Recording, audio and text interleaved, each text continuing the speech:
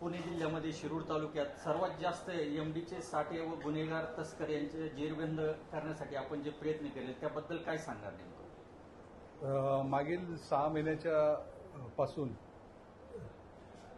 माननीय पोलीस अधीक्षक यांच्या मार्गदर्शनाखाली एलसीबीची टीम व शिरूर पोलीस स्टेशन यांच्या संयुक्त विद्यमाने फार मोठ्या प्रमाणात कारवाई करण्यात आलेली आहे आणि आता अजूनही कारवाई सुरू आहे. त्याच्यामध्ये यापूर्वी 21 कोटीचं अवैध ड्रग्ज जप्त करण्यात आलेलं आहे आणि त्याचबरोबर मागील 15 दिवसापासून जवळजवळ 4 एमडीच्या केसेस करण्यात आलेल्या आहे आणि एका गुन्ह्यामध्ये अजून आपण तपास चालू आहे. त्याची पीसी आरोपींची आज परत आपण वाढून घेतोय. त्याची सविस्तर माहिती आपल्याला उद्या देण्यात येईल आणि ही कारवाई अशीच पुढे चालू राहील आणि हा आपला तालुका या विळख्यातून पूर्ण मुक्त करण्यासाठी आपला 100% प्रयत्न चालू आहे. शिरूर शहरामध्ये संघटित गुन्हेगारी संदर्भामध्ये आपण एमपीडी अंतर्गत कारवाई केली, तर त्या संदर्भात काय तपशील द्याल? साधारण मागील 1.5 वर्षापासून आपण 7 गुन्हेगारांवरती एमपीडी अंतर्गत कारवाई केली आणि त्यांना 1 वर्षासाठी अनुक्रमे अकोला, नागपूर आणि अमरावती या 3 जेलमध्ये त्यांना पाठवण्यात आलेलं आहे आणि एमपीडीएच्या माध्यमातून गुन्हेगारीवर नियंत्रण मिळवण्यासाठी प्रयत्न चालू आहेत आणि त्याचा चांगला इम्पॅक्ट पडलेला आहे. त्याच्यामुळे इतर गुन्हेगारांवर वचक बसून ते गुन्हेगारीपासून प्रवृत्त होऊन चांगल्या मार्गाने इतर कामधंदे करण्यास त्यांनी सुरुवात केलेली आहे. अवैध शस्त्र जास्त प्रमाणात शिरूर तालुक्यामध्ये विशेषतः आपल्या पोलीस स्टेशनच्या हद्दीमध्ये आपण जप्त केले, त्याच्याबद्दल काय सांगा? मागील 1.5 वर्षापासून 16 आपण अवैध शस्त्र जप्त केलेले आहेत की ज्याचं प्रमाण इतर पोलीस स्टेशनपेक्षा सर्वात जास्त आहे. आपल्याला लागून असलेले पारनेर, श्रीगोंदा तालुका किंवा नगर जिल्हा याच्यामुळे बऱ्याच गोष्टी या ठिकाणी वावर होतो किंवा आढळून येतात. त्याच्यावर आपण कारवाई करून ती शस्त्र जप्त केलेली आहेत आणि ज्यांनी त्यांना दिली आहे त्यांनाही आपण आरोपी केलेला आहे आणि ह्याच्या पुढेही अशा प्रकारची कारवाई आपण चालू ठेवणार आहोत. शिरूर शहरामध्ये बुलेट घेऊन जाणारे बरेच लोक आहेत की ज्याच्यामध्ये कर्कश आवाज काढला जातो, त्यामुळे वृद्धांना देखील त्रास होतो, सामान्य जनतेला त्रास होतोय. रोड रोमिओ फिरतात ते आणि ब्लॅक फिल्मिंगच्या काचांवरती सध्या कारवाई देखील पोलिसांची दिसून येते, परंतु तरी देखील प्रभावी अशी कारवाई करण्यासाठी आपण काय नियोजन कराल?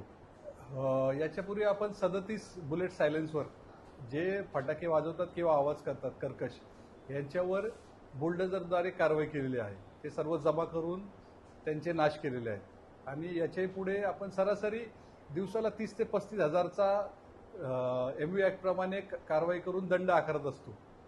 आणि ब्लॅक फिल्मिंगचं जर म्हणाल तर मागील आठवड्यापासून आपण त्याच्यावर कारवाई सुरू केलेली आहे. याच्यापूर्वी फक्त आपण दंडात्मक कारवाई करत होतो. आता आपण त्या गाड्या फिजिकली पोलीस स्टेशनला आणून त्या फिल्म सगळ्या काढून घेतो आणि नंबर प्लेट नसतील तर त्या नंबर प्लेट लावून घेतो नवीन.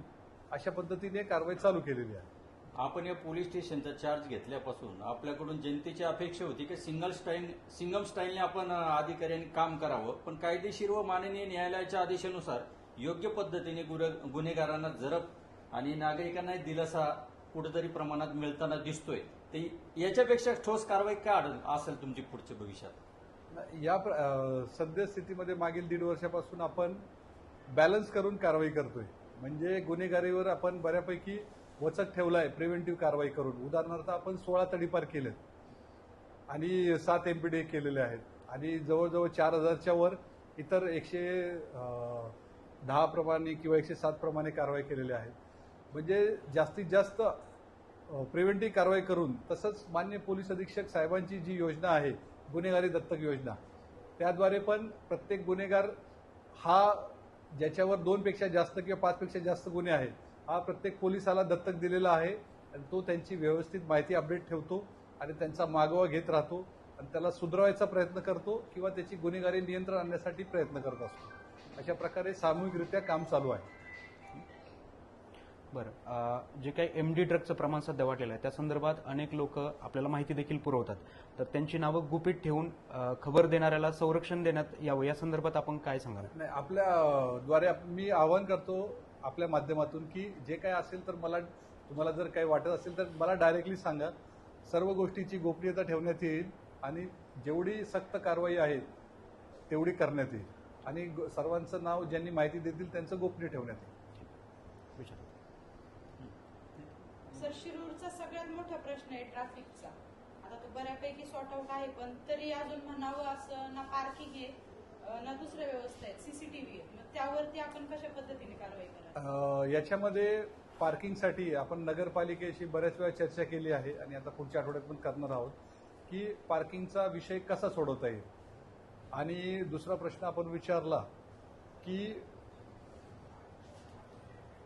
दुसरा विषय सीसीटीव्हीसाठी पण आपण शहरातले जे पॉइंट्स आहेत ते सर्वांची यादी करून एक सविस्तर अहवाल आपण नगरपालिकेला दिलेला आहे आणि नगरपालिकेमार्फत पूर्ण शहरामध्ये ट्रॅफिक सिग्नल आणि सीसीटीव्ही कॅमेरे हे 2 गोष्टी बसवण्यासाठी आपण प्रयत्नशील आहोत. आता बऱ्यापैकी काय झाले, जे दुकानदार आहेत, व्यावसायिक आहेत, त्यांचे कॅमेरे आहेत ते, पण काही गुन्हा घडला तर पोलीस आमच्याकडे येतील, इन्क्वायरी करतील, तो आमच्या डोक्याला मनस्ताप होईल. ह्या कारणाने त्यांनी ते कॅमेरे दुसरीकडे हे करून ठेवलेत. मग तुम्ही नागरिकांना कशा पद्धतीने यासाठी आवाहन करा? मी सर्व व्यापाऱ्यांना आणि सर्व संघटनांना आवाहन करतो की चोरी किंवा कोणतीही घटना कोणाच्याही बाबतीत घडू शकते, तर ती टाळण्यासाठी जर प्रत्येकाने सहभाग घेतला आणि एक कॅमेरा जर रस्त्याच्या बाजूला दिशेने ठेवला तर त्याचा नक्कीच फायदा होईल आणि आम्हालाही त्याला काम करायला मदत होईल आणि चांगली सेवा आम्हाला लोकांना देता येईल. शिरूरमधील गर्दीच्या ठिकाणी महिला आणि ज्येष्ठ नागरिकांच्या सुरक्षेसाठी दामिनी पथक किंवा तत्सम विशेष यंत्रणा कशा प्रकारे आपल्याकडे कार्यरत आहे किंवा कार्यान्वित करणार आहे? याच्यापूर्वी आपल्याकडे ही यंत्रणा कार्यान्वित होती, आताही आहे, पण ते प्रकर्षाने जाणवतंय की अजून चांगल्या प्रकारे होणं अपेक्षित आहे. त्यासाठी अतिरिक्त मनुष्यबळ देऊन चांगल्या प्रकारे सेवा देण्यासाठी आम्ही प्रयत्न करत आहोत. सर, ग्रामीण भागामध्ये डीपी चोरी असेल किंवा मोटार चोरीचं, केबल चोरीचं प्रमाण वाढतंय, त्या संदर्भात आपण कसं नियोजन आखाल? याच्यामध्ये आपण यापूर्वी मिटिंग घेतल्या होत्या सर्व चौकी लेवलला आणि सर्वांना ग्राम सुरक्षा दलामार्फत पेट्रोलिंग करण्यासाठी आपण सर्वांना काठ्या दिल्या होत्या आणि शिट्ट्या दिल्या होत्या आणि यंत्रणा चालू होती. तरी पण हे प्रमाण काही कमी झालेलं नाहीये.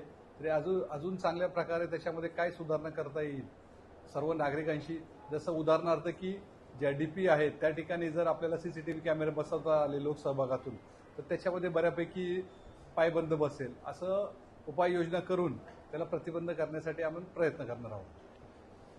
थँक्यू. थँक्यू. ओके, चलो.